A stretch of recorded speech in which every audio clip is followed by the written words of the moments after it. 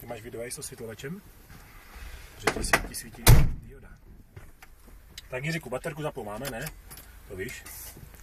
Nažhavíme. Zatáhneme sítič.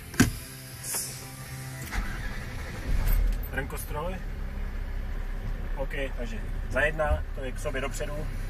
Spojka samozřejmě už musí být zmáčklá. Pomalinko pouštím spojku, přidávám plyn a krásně se to rozjede. No. Pohoda, jazz, pohodičku. Jo, když to nezvládám jednou rukou frajersky, tak prostě si pomůžu klidně tou druhou. Není to problém, jo. Za to se tady stydět nemusíš, to není jak v osobáku, že prostě za 10-12 a ostuda. Jo, tady v kabecu se to vede jinak. Jo.